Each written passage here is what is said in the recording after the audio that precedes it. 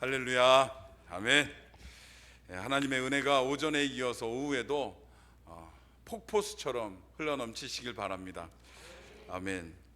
오전에 우리 목사님 말씀 속에서 바나바가 오늘 좀 특별하게 제 가슴에 다가왔어요. 하나님이 제게 주신 은사가 옹졸한 은사였거든요. 지적하는 은사, 그리고 헐뜯는 은사들, 제가 그 장점이었었어요. 그런데 이 바나바가 도대체 어떤 하나님을 만났는지 위로하는 자의 별명을 얻을 정도로 사람을 세워가는 모습이 제게 오늘 아침에 다가왔어요. 가슴에 깊이 다가왔어요. 그래서 예전에도 결심하고 나도 위로하는 자가 되겠다, 축복하는 자가 되겠다 결심했는데 또 한 번 결심하고 또 한 번 위로의 하나님을 닮아가야겠다라고 기도하는 그런 시간이었어요. 잊어버리지 마시고 이번 한 주간 우리가 세워야 할 자들을 향하여 위로하시고 격려하시고 그렇게 하나님의 영혼들로 바로 세우시는, 그래서 하나님께 그 세워진 영혼들을 인도하시는 복된 통로가 되시기를 바랍니다. 아멘. 창세기 8장 1절에서 5절을 함께 읽었고요. 제목으로는 기억하시는 하나님으로 함께 은혜를 나누겠습니다. 날씨가 참 신기해요. 추석 때만 해도 여름 같았어요. 그래서 도대체 올 여름은 언제 끝나는 거야 이런 생각을 했었습니다. 그런데 비가 한번 오고 나니까 추워서 문을 못 열겠어요. 밤에 추워서 문을 못 열겠어요. 날씨가 확 추워지니까 그저께만 해도 생각 안 하던 올 한 해가 꺾였구나라는 것이 성큼 다가오더라고요. 더울 때만 해도 이게 언제, 이 한 해가 언제 꺾이나 싶었는데 갑자기 추워지니까 이제 한 해를 잘 마무리해야겠다라는 결실을 생각하게 되는 분위기로 전환됐어요. 그 분기점이 바로 이번에 내렸던 가을비가 아닌가 싶습니다. 창세기 8장 1절은 큰 사건이죠. 대홍수 사건의 분기점입니다. 분기점이에요. 왜냐? 대홍수 사건, 멸망으로 치달았던 온 땅을 물로 덮었던 그 크고 두려운 일들이 이 8장 1절의 선언을 통해서 갑자기 전환됩니다. 갑자기 바뀌어요. 제가 6장부터 찬찬히 되짚어 드려보도록 하겠습니다. 6장에서 나타나시는 하나님의 모습, 하나님의 작정하심, 그리고 홍수를 일으키기까지, 그리고 온 땅을 물에 잠기게 하시기까지의 순서가 나열되는데요. 먼저 하나님이 만연한 죄악으로 가득 찬 세상을 보시며 한탄하셨어요. 제일 먼저 하나님이 세상을 보시고 한탄하셨습니다. 그 다음에는 이 땅을 심판하시기로 작정하셨어요. 그리고 7장으로 넘어와서 노아에게 뭘 만들라 하셔요? 방주를 만들라 하시고 방주로 들어가라 하셨어요. 이 순서를 좀 잘 기억해 주셨으면 좋겠어요. 먼저 이 땅을 보시고 한탄하셨고, 그 다음에 심판하시기로 작정하셨어요. 결심하신 거예요. 그리고 세 번째, 방주를 만들라 하시고 들어가라 하셨어요. 그 다음에는 이 땅에 물이 차오르게 되죠. 아주 높은 산도 잠길 만큼 물이 가득 차게 되어버려서 하나님의 이 멸망의 순서가 완성되어집니다. 그리고 8장 1절 이 말씀 우리 함께 읽어볼까요? 8장 1절 같이요. 시작. 하나님이 노아와 그와 함께 방주에 있는 모든 들짐승과 가축을 기억하사 하나님이 바람을 땅 위에 불게 하심에 물이 줄어들었고. 아멘. 이 말씀을 기점으로 완벽하게 역순을 밟으시면서 제가 4단계를 말씀드렸죠. 그래서 하나님은 4단계, 4단계부터 3단계, 2단계, 1단계로 이어지는 완전한 회복으로 인도해 가세요.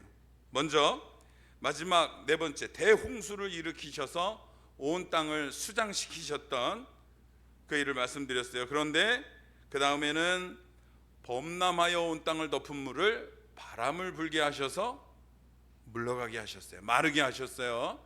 네 번째 단계가 회복되어지는 거예요. 네, 아멘. 세 번째 단계는 뭐였어요? 노아에게 방주를 만들어서 방주로 들어가라 하셨지만 이제 물이 마르자 하나님께서 노아에게 어떻게 하라 명하시냐면 방주에서 나오라 하셨어요. 지금 정확하게 역순을 밟으시며 회복을 시켜내시는 거예요. 아멘. 두 번째, 하나님은 심판을 작정하셨어요. 이 완악한 땅을 심판하기로 작정하셨죠. 그런데 무지개를 보여주시면서 다시는 이런 식으로 심판하지 않겠다라며 이것을 다시 회복시켜 주셨어요. 새 언약으로. 그리고 제일 첫 번째, 한탄하셨던 그 마음을 회복하시며 노아 가족과 새롭게 탄생할 인류를 향해 새로운 계획, 온 땅에 충만하라는 새로운 계획으로 완전한 멸망으로 치닫던 순서를 완전히 하나씩 되짚어 가시며 회복해 주시는 것을 기점으로 하는 게 무엇이냐? 바로 8장 1절 말씀이라는 거예요. 8장 1절 말씀. 8장 1절 말씀 중에서도 핵심 단어는, 이 분기점이 되는 핵심 단어는 무엇일까요? 바로 하나님이 기억하사, 하나님이 기억하사, 이 단어를 기점으로 완벽한 회복을 이어가고 계시는 거예요. 굉장히 중요한 단어죠. 우리를 기억하시는 하나님. 이것을 통해서 이전 것은 지나가게 되고, 하나님이 기억하심을 통해서 이제 이전 것은 지나가게 되고 완전한 새 것으로, 고린도후서에 나오시는 말씀처럼 완전한 새 것으로 만들어 가시는 하나님의 역사를 우리가 이어서 발견하게 되는 거죠. 아멘. 기억하다, 우리말로 기억하다, 이 단어는 히브리 말로는 자카르라고 합니다. 자카르. 잊어버리고 있다가 지금 생각났어 라는 의미가 아닙니다. 깜빡 잊었다가 지금 생각났어, 이런 의미의 기억하다가 아닙니다. 이 자카르라는 단어는 내가 너라는 존재를 늘 기억하고 있다라는 의미예요. 아멘. 예전엔 몰랐는데 이제 기억한다라는 의미도 아니에요. 내가 너를 늘 기억하고 있다라는 의미를 담고 있어요.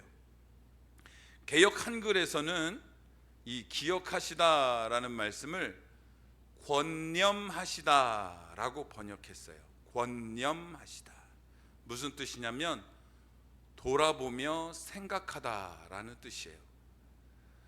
너무 중요하게 여기기 때문에 빠르게 지나가서 못 보는 상황이 되더라도 돌아보며 그것을 귀하게, 중요하게 생각하다라는 뜻이 이제 권념하다라는 말이에요. 이 자카르를 권념으로 소개했습니다. 이게 더 어울리는 것 같아요. 굉장한 뜻을 가지고 있습니다. 하나님이, 즉 우리를 기억하신다, 하나님이 우리를 기억하신다라는 말씀은 너무나 중요한 단어인 거예요. 창조주에게 기억되는 인생, 창조주가 기억하는 가정, 창조주께서 기억하시는 공동체, 이것이 우리가 되어야 하는 것이에요. 우리는 하나님께 기억되는 교회 되시기를 바랍니다. 하나님이 권념하시는 거예요. 너무나 중요하기 때문에 이 인생, 이 가정, 이 공동체는 돌아보시면서까지 늘 귀하게 생각하시는 거예요. 지켜보고 계시는 거예요. 늘 그 마음 안에 이 인생과 가정과 공동체가 담겨 있는 거예요. 기억하신다라는 건 그런 뜻이에요. 이게 우리 성도들의 가장 복된 것이고, 하나님이 기억해 주시는 건 그 자체가 우리에게 얼마나 큰 은혜인지를 우리가 알고 감사함으로 고백하길 바랍니다. 아멘. 반대로 그러면 망한 인생이 뭐예요? 하나님께 잊혀진 인생, 하나님께 잊혀진 가정, 하나님께 잊혀진 공동체, 이들이 가장 망한 인생인 거죠.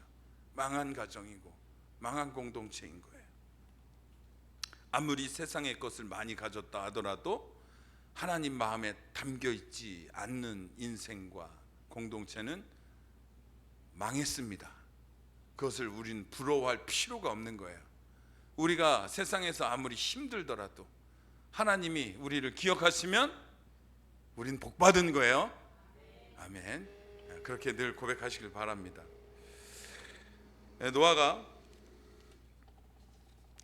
또 이 방주에 탄 동물이 하나님의 기억에 담겨 있어요. 하나님이 늘 지켜보시는 거예요.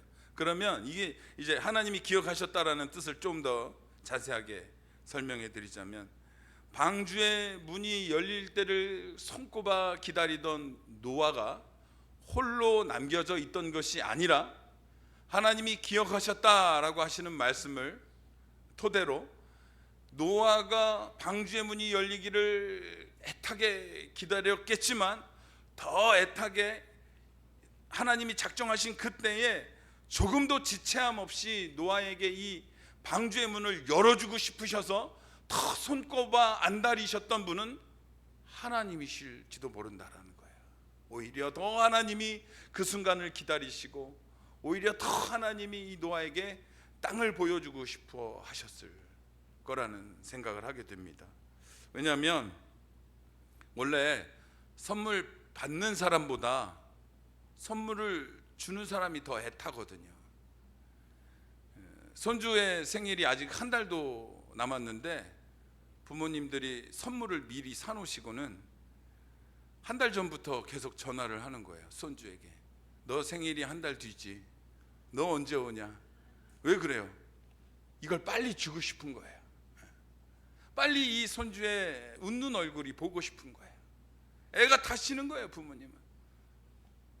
우리 하나님이 노아에게 새 하늘과 새 땅을 보여주시기 위해서 노아가 방주 안에 있는 동안 함께 하시며 노아를 늘 가슴에 담고 귀하게 생각하시며 함께 기다리신 거예요. 이 선물을 빨리 주고 싶어서.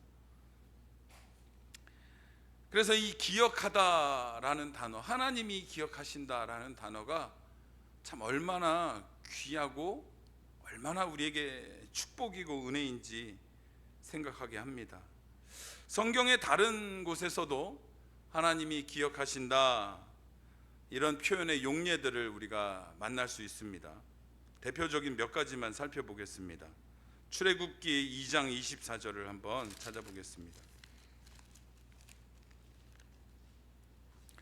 출애굽기 2장 24절입니다.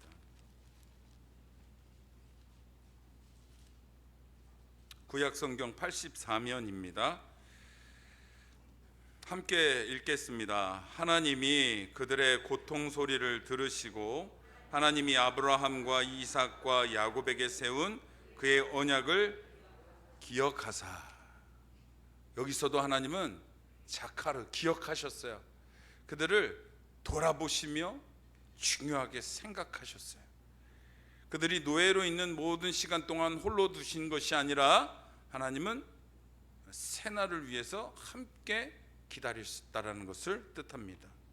그리고 이 기억하사라는 말씀 이후에 이스라엘은 가나안이라는 젖과 꿀이 흐르는 땅으로 나가는 과정을 준비하고 시작하게 되는 것이죠. 그러므로 이스라엘 사람들에게 있어서 기억하셨다라는 말씀은 노예에서 자유인이 되는 분기점이 되어지는 거예요.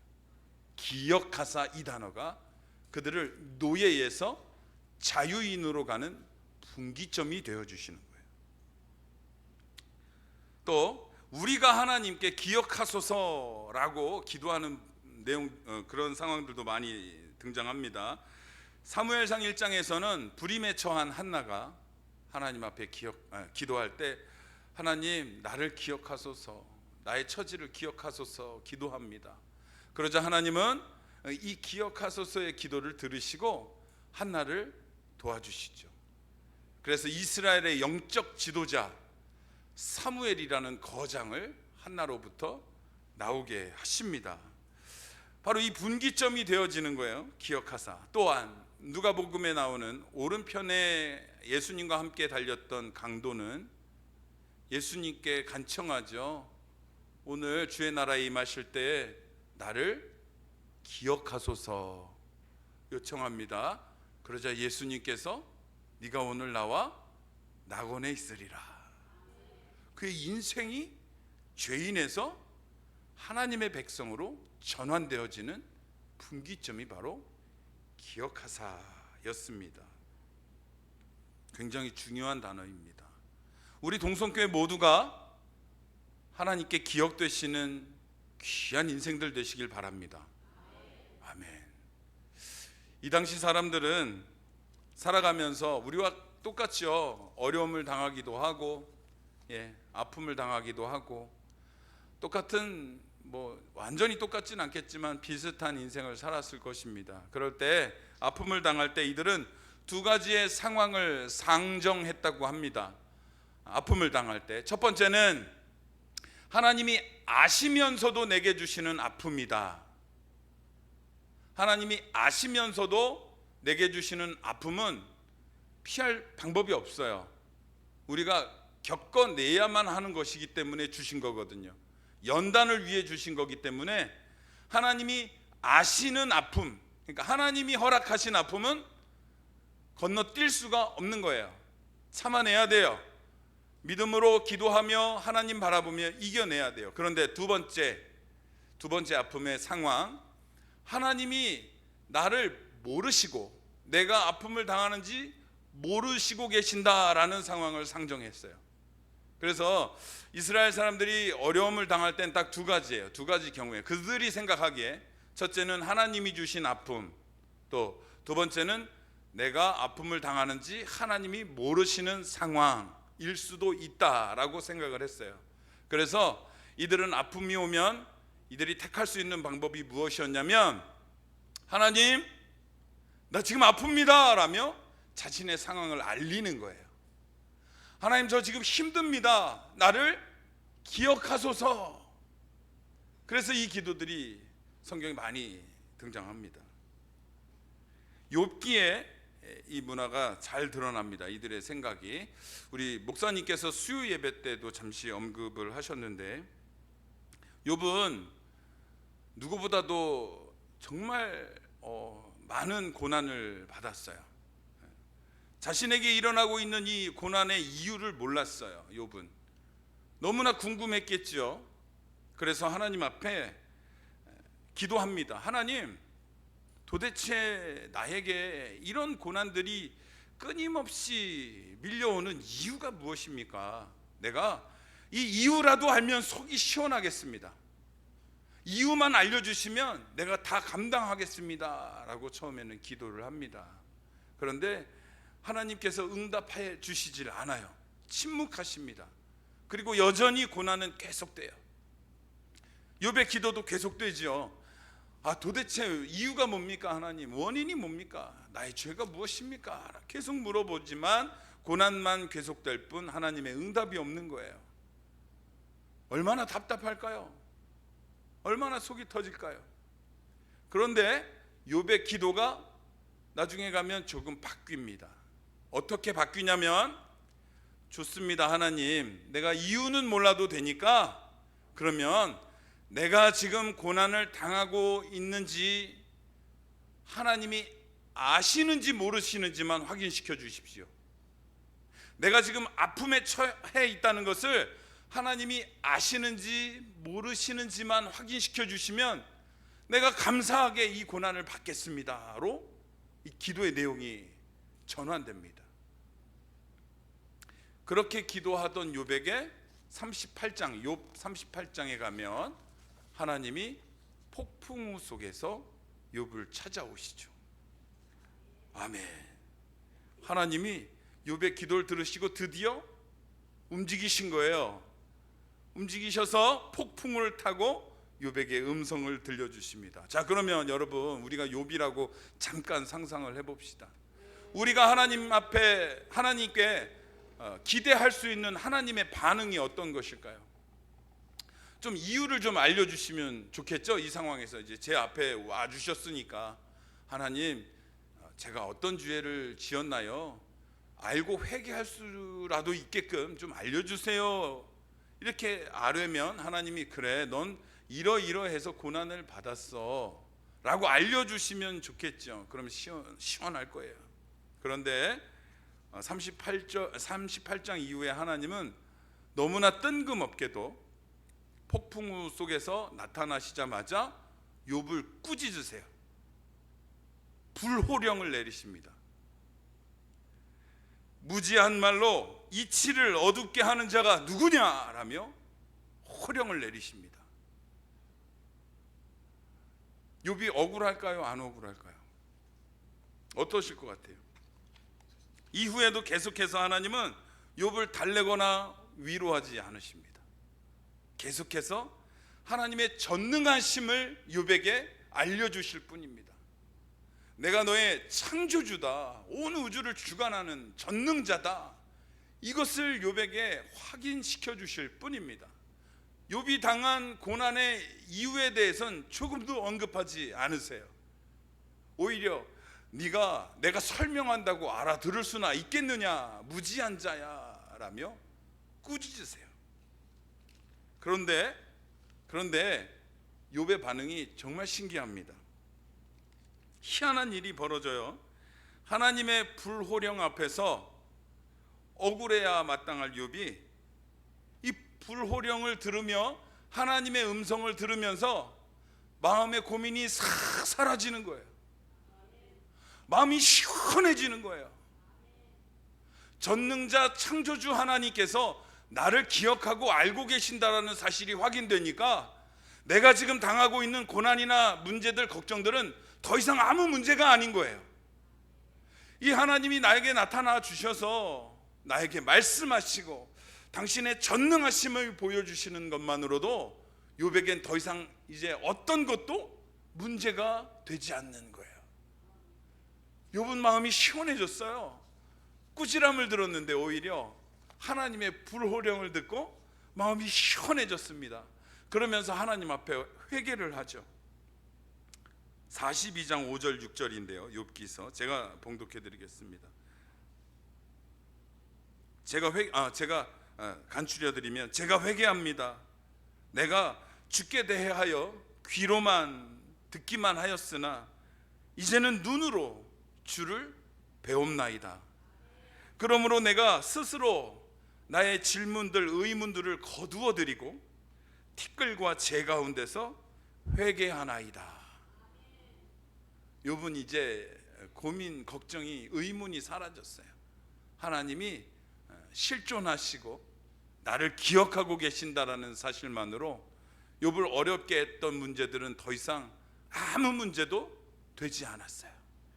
하나님이 이렇게 욥을 기억해 주셨고, 욥이 그것을 하나님의 살아계심을 확인하며 회개하며 엎드리자 욥에게 우리가 알듯이 이전보다 더 큰 은혜를 허락해 주시며 욥을 회복해 주셨어요.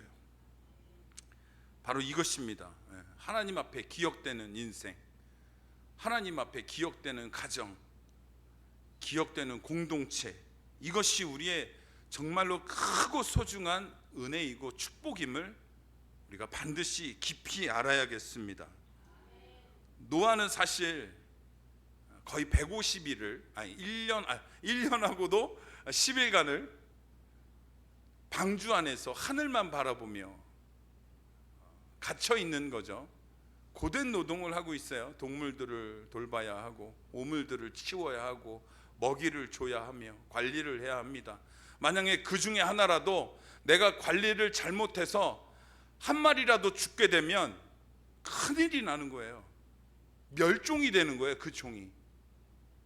그러니까 그 방주 안에 타고 있는 동물은 어떻게 보면 지금 저보다도 몸값이 귀할 거예요. 그 종의 대표이기 때문에 그렇습니다. 그래서 이 노아는 이걸 허투루 할 수가 없는 거예요.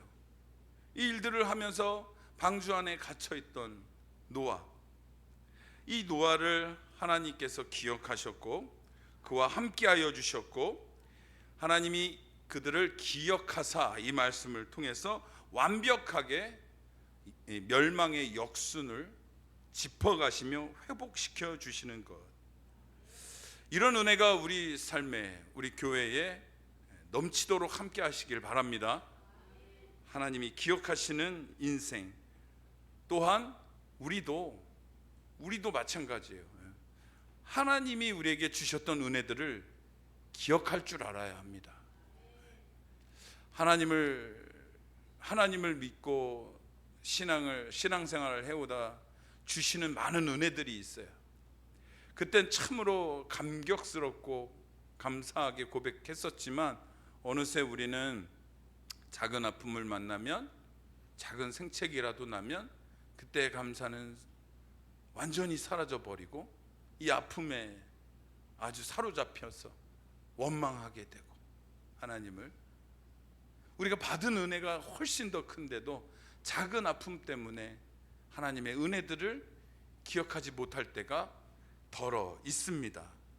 없다고는 못하시겠죠. 저도 많습니다. 이 자리에서 하나님 앞에 회개합니다. 우리는 하나님께 영생을 얻은 자들이에요. 이 큰 은혜들을 잊지 마시고 늘 기억하시길 바랍니다. 이 영생을 가지고 감사함을 늘 고백하시며, 내가 받은 이 영생의 은혜들을, 우리 이번 참 좋잖아요. 10월 27일 새 생명에게 나눠주는 복된 발걸음들 되시길 바랍니다. 이거 나누고 흘려보냅시다. 흘려보내고 나눌 때에 하나님의 계산법이 있죠. 차고 넘치게 해주신다 했어요. 세상에서는 흘려보내면 밑바닥을 드러냈지만, 하나님 나라는 너무나 신기하게도 베풀고 나누고 흘려보낼 때 더 풍성하게 충만하게 채우시는 은혜가 함께 하십니다. 우리 하나님을 기억하십시다. 우리 어려움 앞에서도 상황에 매몰되지 마시고 그 너머에서 역사하시는, 그 문제보다 훨씬 더 크신 하나님을 기억하시길 바랍니다. 하나님을 기억하시고 하나님 앞에 기억되시고, 그렇게 주시는 은혜들을 붙잡으시며 이 은혜들을 이웃에게, 또 우리 가족에게, 많은 영혼들을 향해서 나누고 흘려보내는 그런 한 주가 되셔서, 다음 주에 오실 때 하나님 앞에, 사람 앞에서가 아니라 하나님 앞에, 하나님 저 열심히 했지요 자랑할 수 있고 영광 올려드릴 수 있는 우리 동성교회 모든 인생들 되시기를 주님의 이름으로 소망합니다. 아멘. 기도하겠습니다. 하나님 아버지,